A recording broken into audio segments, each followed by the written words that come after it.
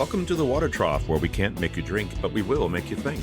My name is Ed Drozd of the Small Business Doctor, and I'm really excited you chose to join me here as we discuss topics that are important for small business folks just like you. If you're looking for ideas, inspiration, and possibility, you've come to the right place. Join us as we take steps to help you create the healthy business that you've always wanted.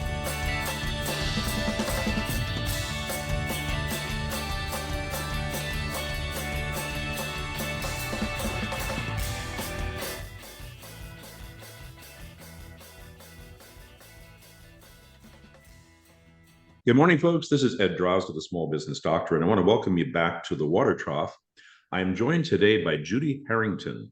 Judi is a storytelling expert who helps business owners turn their ideas into powerful stories that speak to the world. As a copywriter, Judi leads with the philosophy that you can't see the label when you live inside the bottle. And she works collaboratively with businesses and brands to ensure their message resonates with and converts their audience. She's also an author, editor, and writing coach devoted to ushering writers on the path to self-publishing. She's worked alongside entrepreneurs to bring book ideas to life in the areas of nonfiction, memoir, and health and wellness. Judi, welcome. Well, thank you for having me. I'm great to be part of the conversation, Ed. Thank you. I'm grateful that you are here. And Judi, because you are a storyteller and because you believe in the power of storytelling, and also because I believe in the same, I thought it'd be great to talk about storytelling, what it's about, and the power of it for businesses, not necessarily only owners, just for the sake of a business. Yeah, for sure. Let's go there. I've been a storyteller, it seems, my whole life. That's kind of how I grew up. My parents were great raconteurs, and the kitchen table is where it all began. And I've been largely telling stories in business for probably close to 30 years. But the iteration of this theme right now is largely in digital marketing and website space. So a lot of the business owners out there, many people, if not everyone who's listening, has a website. And I think what gets misconstrued in digital space is that your website is like your online business shingle. It just affirms that you're there. Yeah, we're real, right? But the missed opportunity is engaging in pretty much an introductory conversation with an online visitor. So I like to think of your website as inviting people into your business living room. And in the same way that when you invite me into your home, Ed, you open the door, you say, welcome. Here's your, can you leave your shoes? Let me take your coat. Let me offer you a drink. Let me tell you a little bit about what I'm doing and how I can help you. So it's not about the business owner, it's about invoking that beginning conversation with the website visitor. And I like to say the things that you want to touch upon in that introductory conversation is who you are, what you do, how you do it, and why you're different. I like the idea about the shingle. This is kind of curious, but I'll put this out there. I had a website for the longest time. I thought it was an absolutely marvelous website until the day came when someone somewhere decided to literally blow up not only my site, but the entire server farm of the guy that built and put my website out there. And I haven't gone back out there since. Now, I'm not disputing the fact of that shingle, but I do truly miss having that shingle out there. I have to resort then to the laws of attraction and the word of mouth to make things happen, because frankly, I'm shy to go back and do it again. So, it can be a lot of work, especially when someone's hijacked it in that way. I'm so sorry to hear that. Yeah. I think sometimes business owners are like, well, as long as I have something up there that affirms my business, it's enough. Right. But really, the missed opportunity is to start that engagement. And a lot of listeners out there right now are probably enjoying a very strong relationship marketing driven business, word of mouth referrals, they're habitual networkers. And so they get referrals from within their 3D business network, as I call it.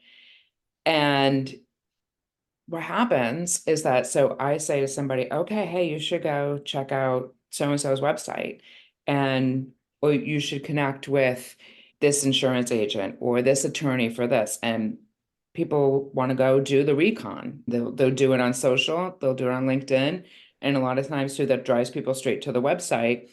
And what people really want to know is what's in it for me? How is this person a good fit for me? So really invoking that story is really so important.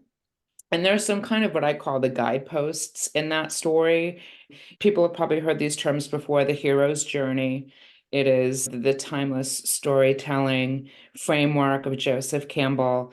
And it's also very much invoked in Donald Miller story brand. And it is the sequence of the hero being the business owner who has a problem and is looking for a guide.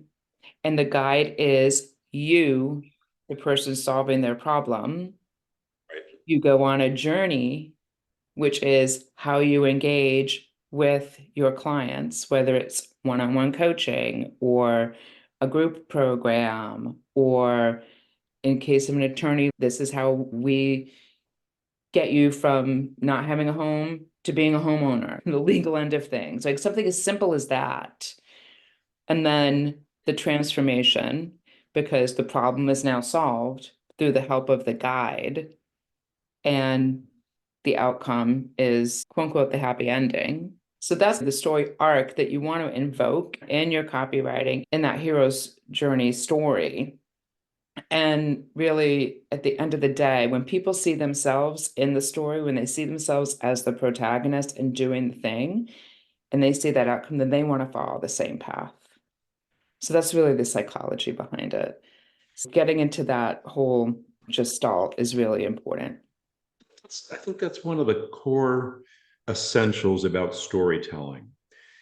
Individuals who read here or hear about the story of others Mhm. find a way of comparing themselves to it, imaging themselves in that place, imagining themselves in that place, and it creates a personal affect. It's not about just the business anymore. It's like, oh, yeah, I've done that. And as we start to think about what the storyteller has done or is saying, and being reminded of ourselves, whether past or present or future, we really are more inclined to say, what else do they have to offer?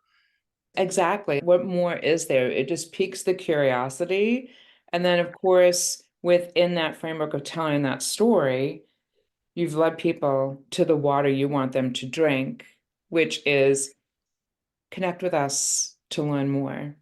That great, very clear, simple call to action.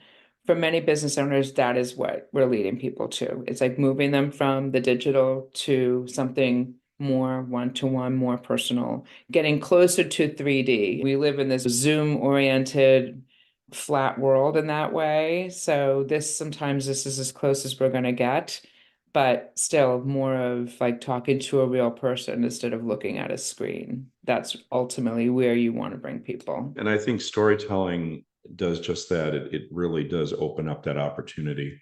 It gives you an opportunity to see, to sense the storyteller making them more real or more, I think you said relatable.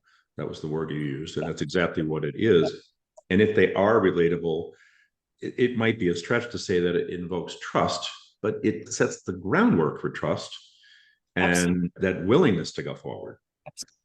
Absolutely. Because really, when website visitors are coming to you, the question that they have is, what's in this for me? Right.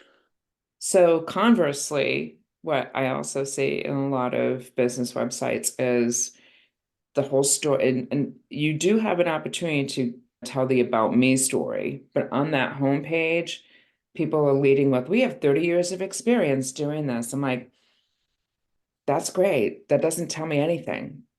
That tells me about you. I want to know about how you're going to help me. That's a great bona fide. And it's good to know that like no one wants to be the first person of a brain surgeon, right? But at the same time, I see there's so many people list all of them.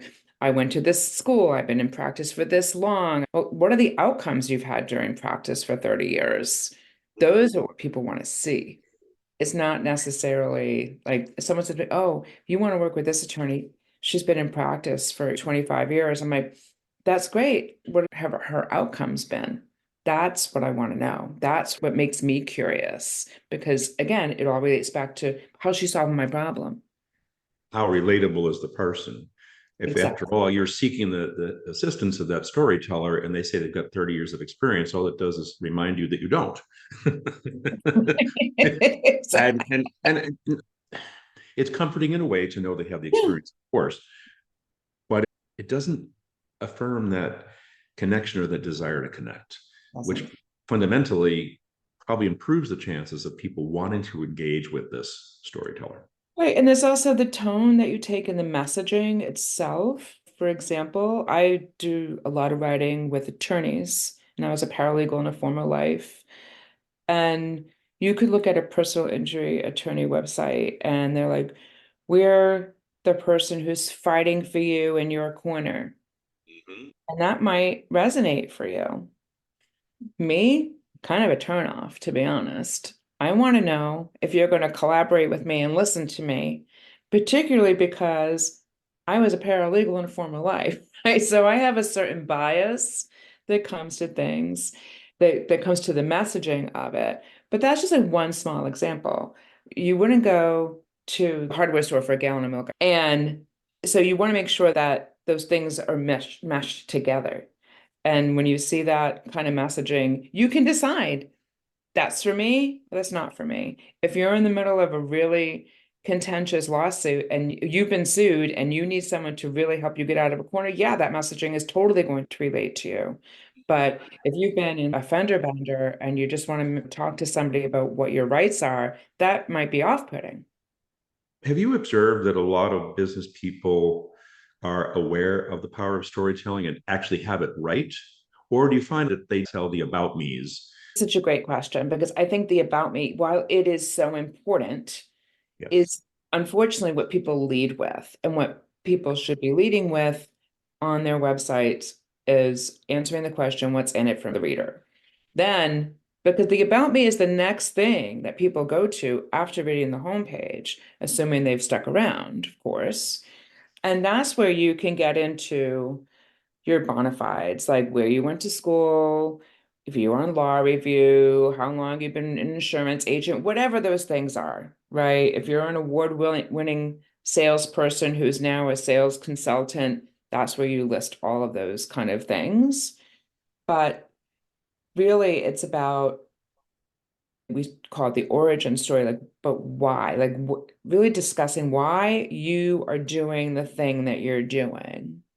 What's inspired you to do this? For example, I worked on a website a couple months ago with a cybersecurity firm, and it was actually founded by an insurance expert who found a lot of his clients were getting denied on their cybersecurity renewals. So he has taken a tack of looking at risk through the insurance lens, making sure his clients, at bare minimum, are meeting their cybersecurity requirements of their insurance policy so they continue to get renewed. And then on top of that, he is able to look at any kind of business landscape and just see the risk and help businesses manage it. But the why is he saw too many businesses getting denied because they didn't know what they didn't know. And when you weave that into the about me, it's a totally different story now. He's also someone who has decades of experience in the insurance industry and has cultivated this expertise within cybersecurity, insurance, renewals, and that whole landscape. So kind of he's able to bring in, yes, I've been in the insurance industry for this long. I do personal lines, I've done commercial, I've done this, that, but now I'm moving into cyber because I've seen so many of my clients struggle in this area. And cyber security issues are not going away. They're only becoming exponentially worse. And he identified the need Yeah. in his own business So the opportunity. and he ran with it. And of course, his ability to convey the need and then the way in which he can support that, he's not a dime a dozen. No, no. And it's just such He a is unique. crafted niche. It's such a differentiator. That's the other element of Hmm. storytelling. There's been the joke out there, there's really only seven stories in the world. We just keep swapping out the characters and the timing. But really, it's about finding that differentiator and the fact that if he looks at cybersecurity management through an insurance lens, is brilliant. I don't know of anybody else who's messaging around that in that way. That's a fantastic example of not only ingenuity and innovation, but that ability then to convey that story and to literally grab somebody, and go, oh, I need that, but Right. not just what he's doing, but how he came there. That story would be very welcoming, I would think, to the client that's having those very issues. And we worked really hard to tell it in the tone of, or rather, not in the tone of, hey, dummy, you should have known this already. Which, unfortunately, in the industry within insurance, many times is a finger wagging undertone. Whereas when I work with insurance companies and telling their stories, I take a different tack. I say, celebrate the insurance wins so people understand the importance of having their policy, because there's a lot of conventional wisdom out there like, I'm just throwing money away at this, and what's the point? Well, when you need it and you have an insurance agent who can be there for you through the claims process and make sure that you get everything that you're entitled to under your policy, then you really understand the value of it. So when I work with insurance companies, I'm very devoted to amplifying those stories because it puts things on its head a little bit. And it, in essence, that becomes the differentiator. It puts things on its head for the sake of the Right, insurance company. Most of us, when we have some kind of situation like that, we tend to go, whoa, whoa, whoa, whoa, what's going on here? How do you work through that? Because this is something for people who do not believe in storytelling. We're trying to convey the value. How do you approach those people who are skeptical, going, well, what do you mean you want me to, you know, tell a story? Or, what do you do? well, a lot of times they're the ones who are telling me the story themselves. One of my archetype clients is what I call the verbal visionary. They're really great at talking about what they do. They're absolute subject matter experts. They're, in many cases, world-renowned people. But the struggle for them is that they can't read the label because they live inside their bottle. Yet they know what's in that bottle. They're telling you all day long, this is what's in the bottle, this is what's in the bottle, this is what's in the bottle. And the more I hear it and the more I listen, the more I ask questions, I'm like, oh, because it sounds like you're saying this, and the way to communicate that to your audience is this. So it's not necessarily that they're looking at it through a jaundiced eye or being reluctant. They're really curious. They're like low grade frustrated. They know that there's a problem, but they can't quite figure out what it is. And they've been trying to find the stud in the wall and it's just not working. And then they realize, oh, we need to tell more of a story. Well, they don't even necessarily even come to that conclusion right away. They may know that, but a lot of times when they come to me, it's because I literally say I write in real estate, finance, law, and insurance. And I tell people, I love writing in those topics. And they're like, who wants to love writing about insurance? I'm like, you'd be surprised. Because to me, the challenge is it's something that not everyone intuitively understands. No one wakes up every day understanding what insurance is, right? It takes a lot of time to learn it and absorb it. And as a consumer, you're really just there to make sure that, okay, I want to make sure I have car insurance in case I have a fender bender. I want home insurance in case lightning strikes and the roof falls in, whatever it is. We don't think about it much further than the transaction, but the real meat of the matter, the real secret sauce of insurance is what kind of support you get when the claim comes through, Gotcha. which flies in the face. I tend to work with independent insurance agents, like in this particular market niche. because I've seen from personal experience, I call them the big box carriers. We know who they are. I'm not going to go on a tangent about that, but they offer these great rates. But when it's time for a claim, it's really hard to get them to pay up Right. when you're dealing directly with them. When you have an insurance expert as your intermediary, as your champion, very different outcome. And I've seen it with my own eyes. I think as we get bigger, you're referring to the big box insurance companies and so on and so forth, or any corporate type entity, there are less stories to be told because there is a greater responsibility to the profit and to the stockholders and so on and so forth. As you say, the intermediaries can be the storytellers. They can bring you back to that box company, perhaps, but that's the one that's going to attract. Because they can And talk apples and apples. yes, yes, That's what it is. They can tell, they know the stories to tell each other. right. And that's really an important lesson too, because a lot of us look at the notion of the about me's and think that is the story. And we're attracted to the notion that, oh, look at all that experience. Da, da, da, da, da, da. And bigger is better because they've got more heads than one. But the missed opportunity referred to in the small business is when you've got an extremely good and smaller group of people or person Mhm. who's able to genuinely convey who they are and what their intent is. I think the possibilities are endless. And the storytelling is definitely a feed in. It goes from looking like a shingle to feel like you're talking to a person. Exactly. You can note the shingle and go, oh, okay.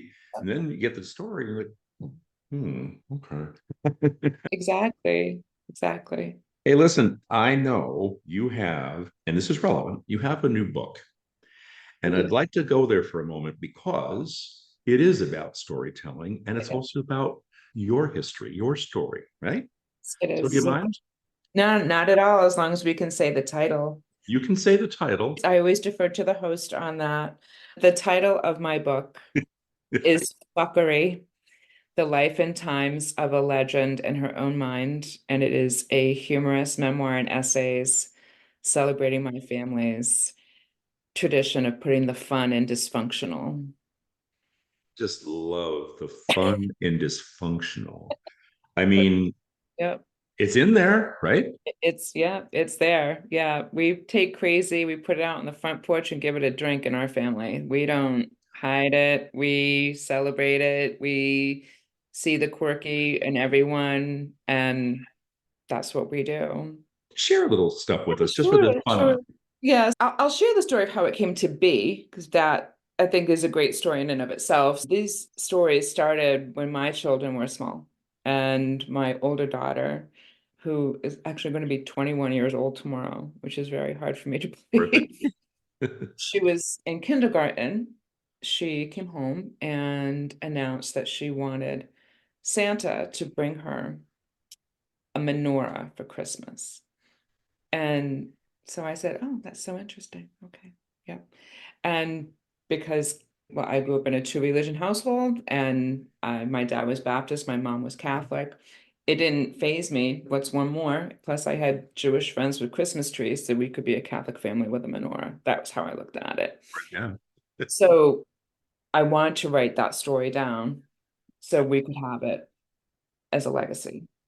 And then, not to be outdone, her younger sibling came up with a tribe of imaginary friends and family that would rival a Mexican soap opera. So I wrote that story down. And then as I started writing these stories, I was reminded of my childhood and how I grew up and the stories of my parents and who they were. And the great quote by Mitch Albom of Tuesdays with Maury, once we understand our mother's stories, then we understand our own.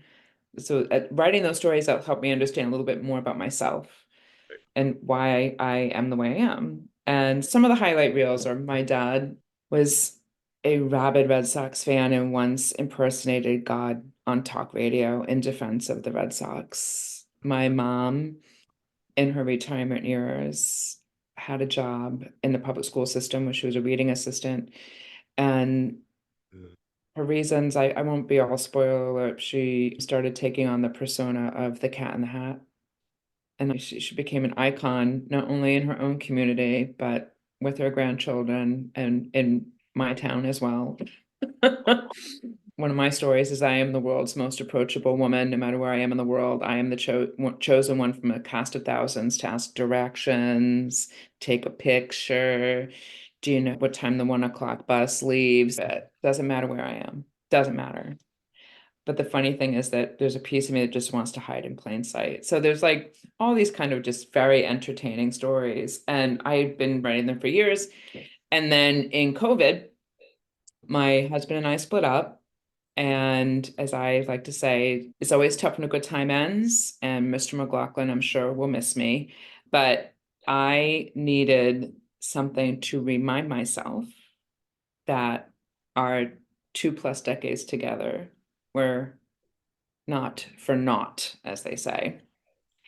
And so I returned to those stories and I started looking them over. And then I reached out to a book production company called Get It Done Productions. They were introduced to me by a mutual friend. And I said, I have these stories, they're kind of a mess. And if you wouldn't mind looking at them to tell me, is this a book or are these stories just funny to me and 5 other people? Like, what is it? And they saw the potential in it. And so we engaged together. And in October 2022, Fuckery hit the shelves. It's fantastic. And let me ask you this. We're talking about storytelling and how it attracts people. What has it done for you? For me, For I'll the tell you storyteller, not for biggest those hearing it, but the storyteller. What's it done for you? as a storyteller, you mean like in relation to the book itself or Well, the book is a kind of a point of harmony here about that. And it's far bigger than just the book, but sure. what, Well, what has it done I for would you? I would say like and I think I can answer this question through this lens is that so for the book, one of the things that I talk about in my business as a copywriter is I specialize in complicated concepts.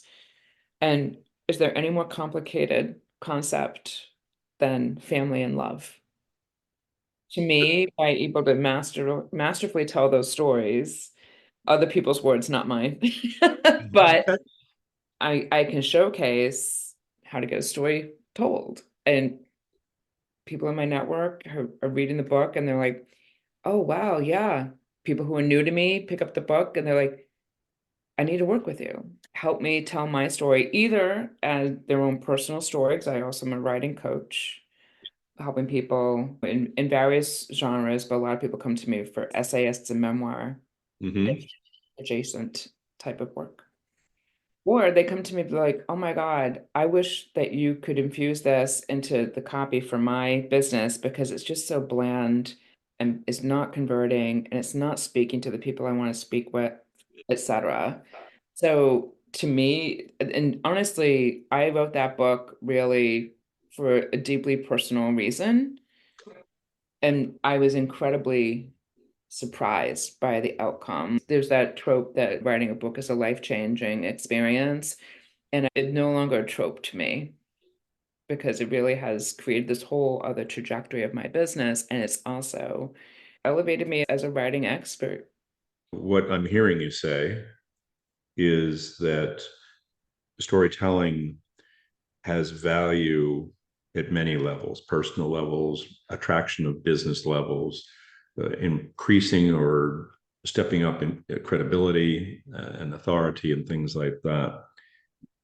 But all in all, what I'm hearing is that storytelling is really a fundamental art that we can all benefit from. We can all benefit from, and it can be a great catharsis. I will tell you, having written that book, it is way easier to be in the same room with the husband, as I call him.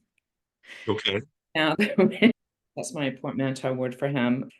And able to like that was the channel of my grief and how I grieved that Is really cool. relationship. Hey, listen, we're out of time here. So I want to ask you, is there anything you want to leave us with before we wrap this up? Sure, I would love people to come visit me at my website, Judi411.com, Judi411.com, and we'll have that in the show notes after, I'm sure. And I'll also in the show notes leave links to a couple of my lead magnets. One of them is 7 stellar resources for better writing. And then I have one about 6 hot tips for email storytelling. And then I have a classic one 5 ways to make your copy unboring. You can sign up for one or all. And I would love to offer that to the listeners who are probably also readers. Thank you very much. Of course, my joy. Thank you for including me in the conversation. You are very welcome. It was my pleasure as well, and I'm sure our guests will enjoy the conversation also. Folks, this is Ed Drozda, the Small Business Doctor, and I want to thank you for joining us at the Water Trough. Again, my guest, Judi Harrington, the storyteller extraordinaire. In the meantime, I want to wish you folks a healthy business, and we'll see you again soon.